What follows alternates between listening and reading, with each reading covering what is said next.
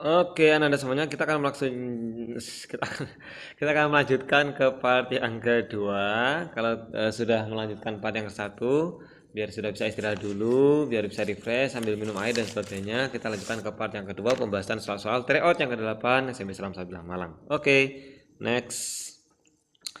Soalnya, tiga buah gaya bekerja pada benda seperti berikut. Jika usaha yang dilakukan oleh ketiga gaya itu adalah 4,8 kilojoule, maka benda akan berpindah sejauh berapa? Oke, ingat ini namanya adalah tentang bab usaha, ya. Bab usaha. Ada cara untuk mengerjakannya, hanya satu rumus saja. Ingat W sama dengan F dikalikan S, ya. W sama dengan F dikalikan S. Tapi yang dicari di sini adalah perpindahan, ya. W ini adalah usaha, F ini adalah gaya, S adalah perpindahan. Berarti yang dicari adalah S. Secara aljabar S sama dengan W per F, ya. Jadi kita cari W-nya, kita cari F-nya. W-nya di sini adalah 4,8 kilojoule. Ingat ini masih kilojoule, harus kita jadikan joule.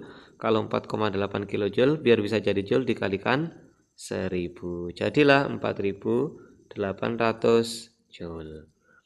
Lalu gaya totalnya yang ke sini 40, kini 90 dan yang di sini 30. Berarti kita cari yang namanya adalah resultannya, ya. Result atau hasilnya. Resultannya berapa? Ke kanan 90 plus 40 berarti 130, ke kiri adalah 30. Berarti total resultannya adalah 100 Newton. Berarti kita 100 Newton kita bagi, berarti ini tinggal coret-coret berarti perbedaannya adalah 48 meter. Jawabannya berarti C. Next. Kita ke usaha pesawat dan sederhana, ya. Pesawat sederhana ada macam-macam, ya. Biasanya ada tuas, ada katrol. Ini adalah bidang miring, ya. Kita miring. Kita lihat di sini seorang pekerja akan memindahkan peti yang beratnya 750 Newton. Oke, ya, kita tulis dulu. Beratnya di sini adalah 750 Newton. Jika gaya maksimal yang mampu diberikan oleh pekerja ini 375, jadi pekerja ini mendorong ke atas. Ini total gaya dorong ke atasnya itu adalah 375. Maka peristiwa yang akan terjadi apa? Nah, kita lihat di sini, ya. Kita lihat benda kalau dalam bidang miring seperti ini, kalau gaya yang digunakan untuk mendorong itu minimal sama, ya, sama dengan berat bendanya, maka benda ini akan sampai ke atas, ya. Ini satu, kalau gaya dorong, ya, ini F-nya, ya, gaya dorongnya itu sama dengan W, maka bendanya itu akan sampai atau bidang miringnya berhasil, ya. Tapi kalau gayanya itu lebih kecil daripada berat bendanya, maka, ya, tidak bergerak, ya, tidak bergerak. Akan tapi yang ketiga, kalau gayanya itu lebih besar daripada W, ngasihkannya lebih besar, maka nanti bendanya itu bisa keluar dari lintasan ataupun terlempar dan sebagainya, ya. Jadi ini gagal juga, nanti terlempar. Jadi agar kita tahu dalam kondisi seperti ini kira-kira kasus mana yang terjadi, ya. Petinya bergerak ke bawah itu, ya, atau petinya kalau tidak didorong petinya tidak ke bawah, ya. Nah, kalau petinya apakah diam atau tidak sampai ke atas bagaimana? Nah, maka dari itu kita cari. Ingat, kalau dalam rumus bidang miring kita kan biasanya tahu W per F sama dengan S per H. Seperti ini, ya. Nah, kalau kita kalikan silang berarti W dikali H sama dengan F dikalikan S. Oke, ya. Berarti berat dikalikan tinggi itu sama dengan gaya dikalikan dengan jarak. Nah, kalau di sini nilainya nanti perbedaan dari kedua belah pihak, ya, dari kedua belah sisi ini hasilnya bagaimana, bisa kita tentukan hasilnya jawabannya nanti yang akan masuk di mana. Kita masukkan nilainya. W-nya adalah 750, hanya adalah 1,5 atau bisa kita ganti menjadi 15 per 10, ya. 15 per 10. F-nya adalah 375 dan apa ini? S-nya atau lintasannya adalah 3. Oke, kita hitung satu persatu. 75 kali 15 sama 375 dikalikan 3. Oke, kita hitung di bawah sini, ya.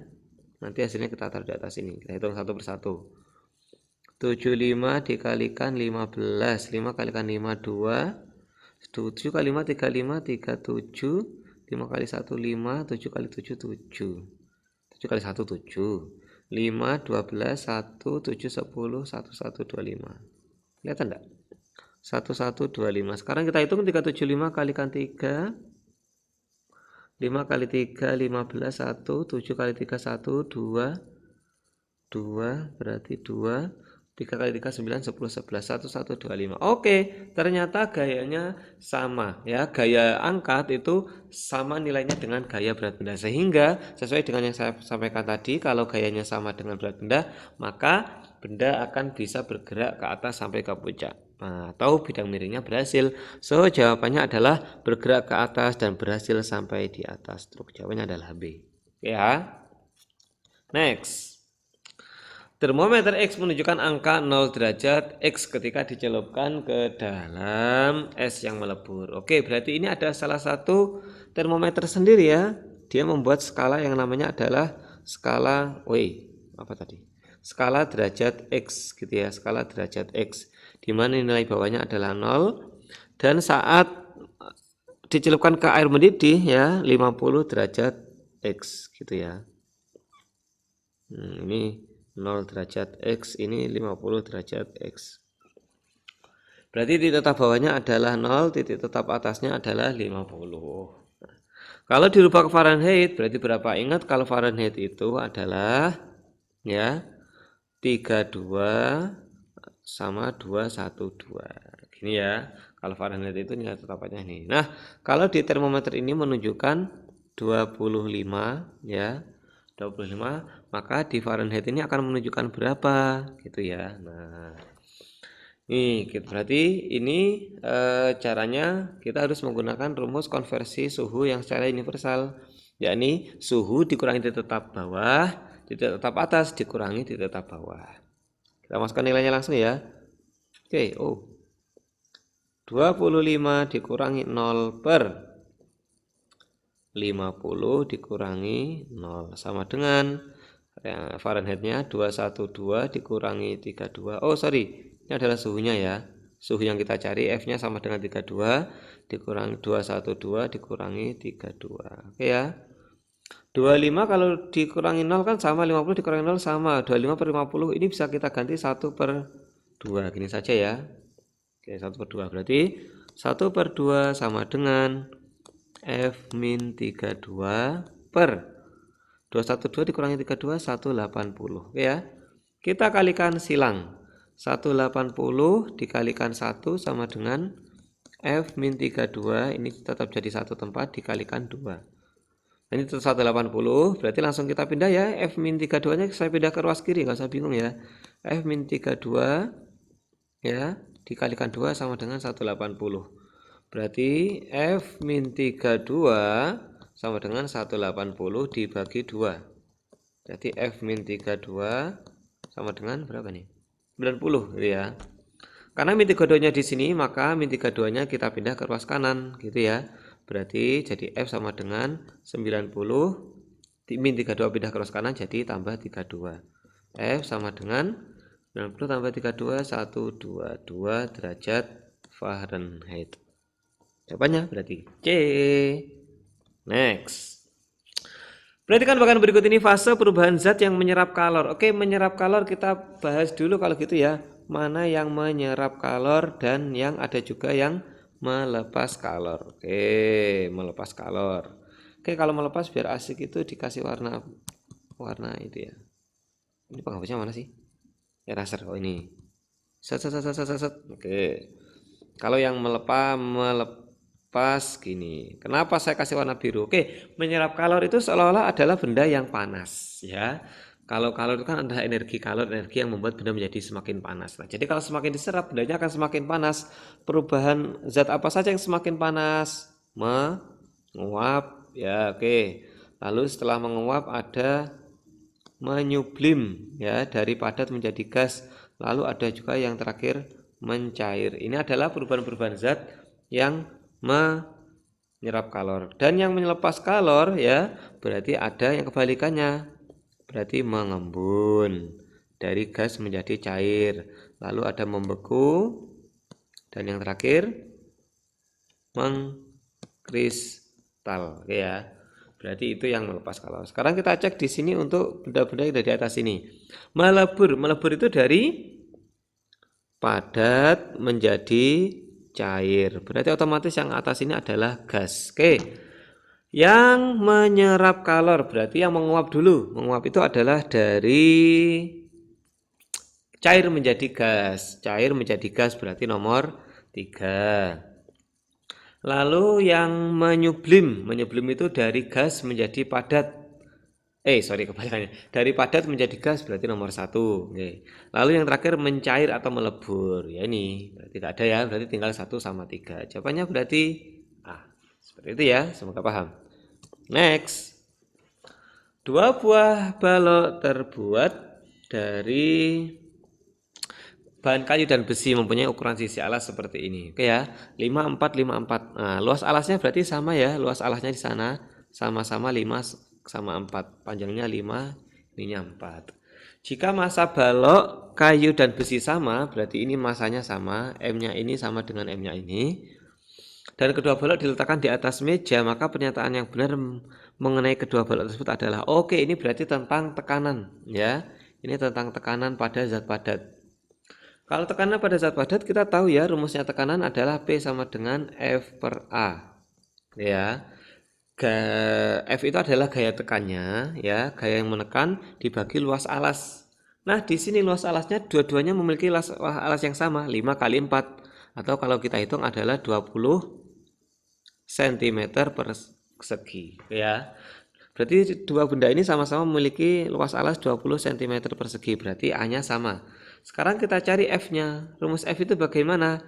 F itu adalah gaya tekan benda. Kalau benda tidak memiliki gaya tekanan, maka dia akan memiliki gaya tekanan yang natural atau yang asli, yakni F-nya itu sama dengan berat benda. Ya, berat benda itu apa? W. Bisa dicari dengan M dikalikan G. Sementara kita tahu kalau nilai G itu nilainya adalah konstan, yakni 10 meter per second kuadrat, atau G itu adalah nilai kecepatan gravitasi. Nah, berarti tinggal M-nya. Nah, M-nya di sini kan disampaikan bahwa M-nya sama. Berarti M-nya sama ya, nilai M-nya sama. Berarti karena M-nya sama dan nilai G-nya tetap, berarti W-nya sama. Kalau W-nya sama berarti F-nya sama. Kalau F-nya sama berarti ya tekanannya sama karena A-nya juga sama. Berarti kedua benda ini memiliki tekanan yang sama. Oke ya. Berarti mana? Tekanan yang dihasilkan balok kayu sama besar dengan tekanan yang dihasilkan oleh balok besi. Jawabannya adalah D. Apakah yang lain salah? Kita cek. Gaya yang dihasilkan balok besi lebih kecil daripada gaya yang dihasilkan oleh balok kayu. Oke, salah ya. Harusnya gayanya sama. Oke. Gaya yang dihasilkan balok besi lebih besar. Oke ya, sama-sama salah ya. Tekanan yang dihasilkan balok besi lebih besar, salah. Berarti yang benar adalah D. Next. Perhatikan pernyataan berikut ini tentang tata surya. Oke ya. Ciri-ciri yang dari planet Venus yang mana? Kita cek satu persatu ya. Planet yang terdekat dengan matahari. Oh, yang paling dekat dengan matahari itu adalah Merkurius ya. Ingat ya, Me Ve Buma Yusa Unep ya. Me Ve Buma Yusa Unep. Nah, Merkurius, Venus, Bumi, Mars, Jupiter, Saturnus, Uranus, Neptunus ya. Urnep. Sama saja. Arah rotasinya berlawanan dengan arah rotasi planet lain ya. Ini ya salah satu ciri-ciri dari planet Venus. Jangka waktu rotasinya lebih lama daripada jangka waktu revolusinya. Ini juga ciri-ciri dari Venus. Tidak memiliki satelit ya. Ini adalah ciri-ciri dari Venus dan Merkurius ya. Karena dua planet yang tidak memiliki satelit itu adalah Merkurius dan Venus. Berarti ini adalah Merkurius sama Venus. Nampak berwarna sedikit hijau laut. Nah, ini adalah ciri-ciri dari Neptunus ya, yang berwarna hijau. Kalau Venus ini adalah warnanya cerah putih ya. Biasanya disebut bintang kejora. Berarti jawabannya adalah 2 dan 3. Tapi ini sama-sama ada 2 dan 3. Berarti yang mana yang paling tepat? Berarti yang paling tepat adalah 2, 3, dan 4. Kenapa? Tidak memiliki satelit itu adalah ciri-ciri Venus dan Merkurius. Sama-sama juga. Meskipun Merkurius, Venus juga punya ciri-ciri ini. Berarti jawabannya adalah C. Oke, saya part yang kedua telah selesai. Terima kasih. Nanti untuk